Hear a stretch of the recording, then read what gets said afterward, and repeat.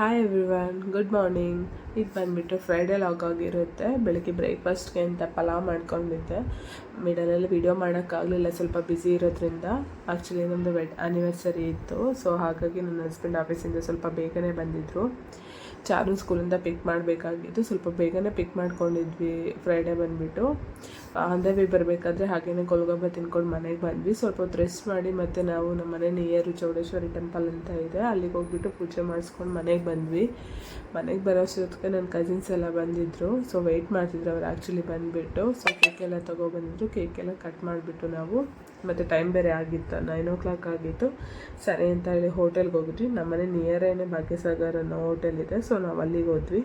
ಅಲ್ಲಿಗೆ ಹೋಗಿ ಸೊ ನಾವು ವೆಯ್ಟ್ ಮಾಡ್ತಿದ್ವಿ. ಆ್ಯಕ್ಚುಲಿ ನಾನು ನನ್ನ ಹಸ್ಬೆಂಡ್ ಬೈಕಲ್ಲಿ ಹೋದ್ವಿ, ಇದ್ದವರೆಲ್ಲ ಕಾರಲ್ಲಿ ಬರ್ತಾಯಿದ್ರು. ಸೊ ಹಾಗಾಗಿ ವೆಯ್ಟ್ ಮಾಡ್ತಾಯಿದ್ವಿ. ಸೊ ಏನು ಬೇಕಂತ ಆರ್ಡ್ರ್ ಮಾಡ್ಕೊಂಡ್ವಿ. ಫಸ್ಟ್ ನನ್ನ ಮಗ ಆರ್ಡ್ರ್ ಮಾಡ್ತಾನೆ, ಅವ್ನಿಗೆ ಏನು ಬೇಕಂತ ಹೇಳ್ಬಿಟ್ಟು. ಸೊ ನಾವು ಥಿಂಕ್ ಮಾಡ್ತಾಯಿದ್ವಿ ಏನು ಮಾಡೋದಂತ ಹೇಳ್ಬಿಟ್ಟು. ಸೊ ಅವರು ಸರ್ವ್ ಮಾಡೋಕ್ಕೆ ಟೈಮ್ ತೊಗೊತಾರಲ್ವ, ಆ ಮೇನ್ ಟೈಮಲ್ಲಿ ನಾವು ಮಾತಾಡ್ಕೊಂಡು ಕುತ್ಕೊಂಡಿದ್ವಿ. ನೀವು ನೋಡ್ತಾ ಇರ್ಬೋದು ಯಾವ ಥರ ಮಾತಾಡ್ತಿದ್ದಾರೆ ಅಂತ ಹೇಳ್ಬಿಟ್ಟು.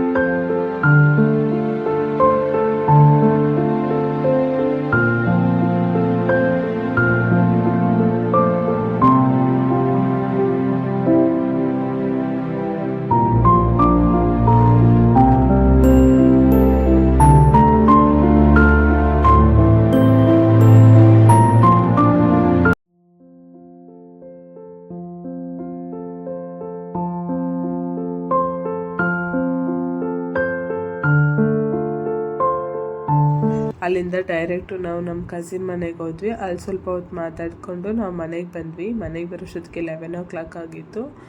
ಸೊ ಫ್ರೈಡೇ ಲಾಗ್ ಹೀಗಿತ್ತು. Thanks for watching. Have A good day.